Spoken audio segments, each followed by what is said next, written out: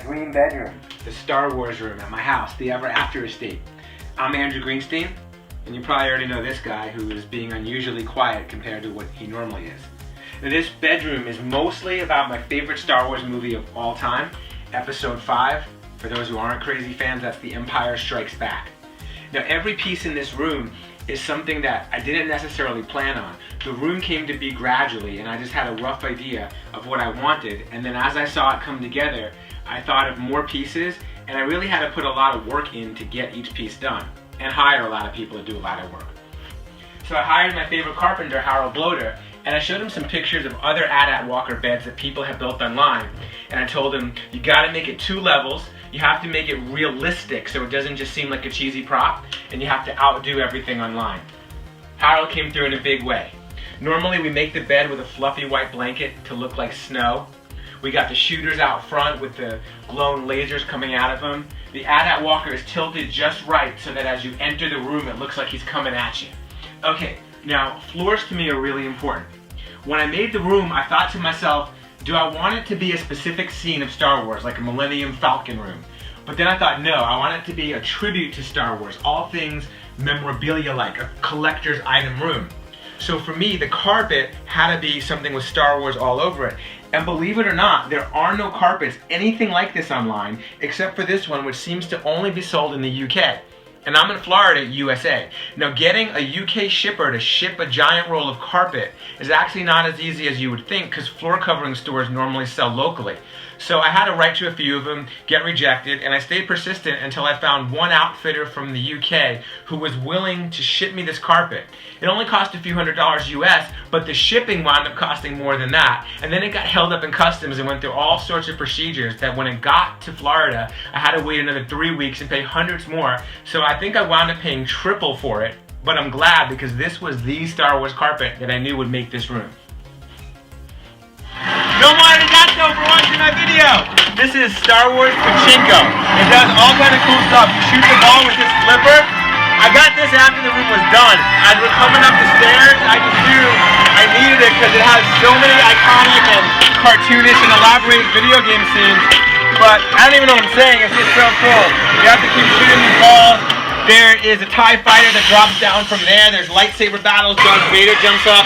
Star Wars pachinko. Very weird to play, but a must-have.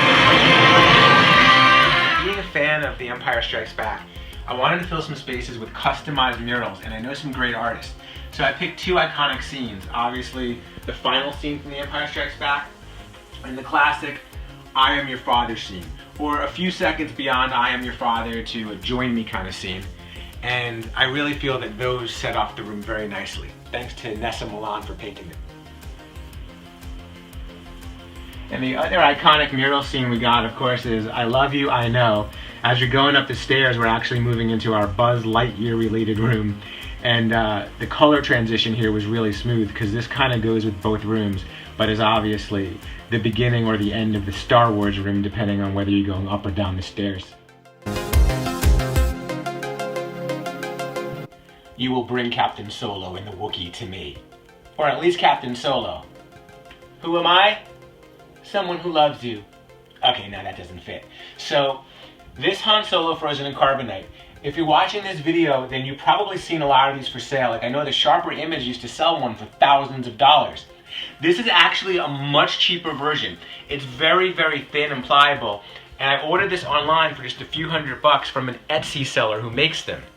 What we then did is I had that carpenter who built the AT-AT bed, Harold Bloder, he went ahead and he put it over the window that was here before, and he framed it to give it a little bit more depth.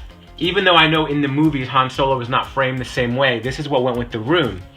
And I actually painted and repainted the colors of the border so many times until we got just the right look. And then Han still wasn't as perfect as he looks now until I realized weeks into the project that we had to run the blue rope lights around Han. They used to bypass him and just go over him. And then finally, the room originally had no light over Han in the ceiling. We added that last minute to give him just the right lighting and just the right effect. I had an artist paint this control panel on the wall, which is loosely based on what you see in Return of the Jedi, but not exactly. Obviously in Return of the Jedi it would be here attached to the carbon freezing module, but this just looked better and worked with the room. Over here, of course, is C-3PO.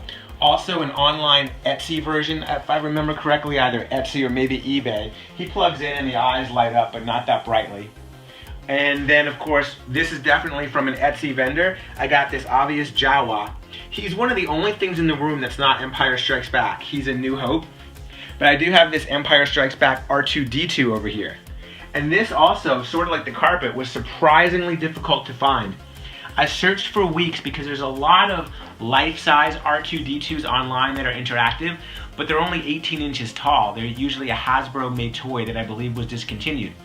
Then there's people who make R2-D2s as craft projects. Those that don't do anything start at like $2,000 to $3,000, and those that do are $6,000 to $12,000, which I think is ridiculous.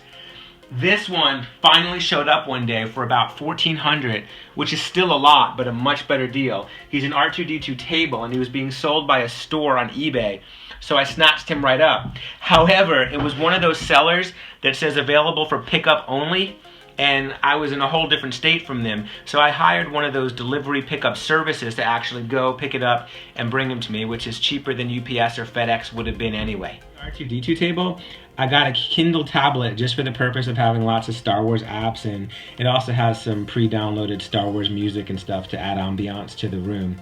My daughter picked some of the best Star Wars apps of the moment and downloaded them for me.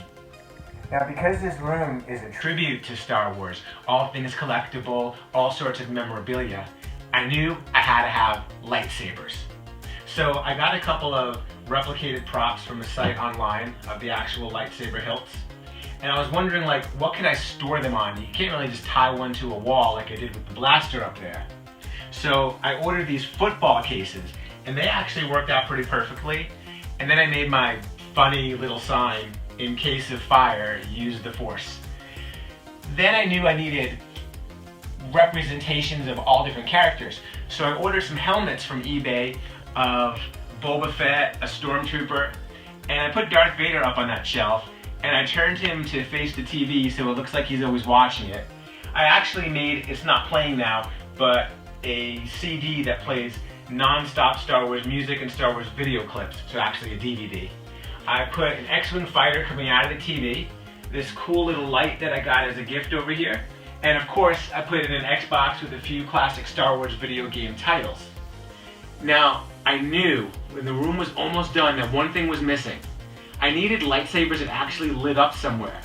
So my handyman and contractor Harold Bloder actually constructed these.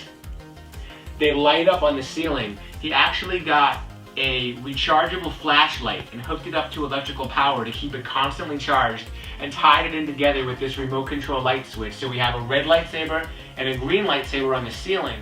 And of course, my favorite Star Wars movie again, the Empire Strikes Back scroll has to be on the ceiling. I know true fans will notice the couple of things in this room that aren't Empire Strikes Back related, but the room definitely overall has that feel and flavor of Episode 5.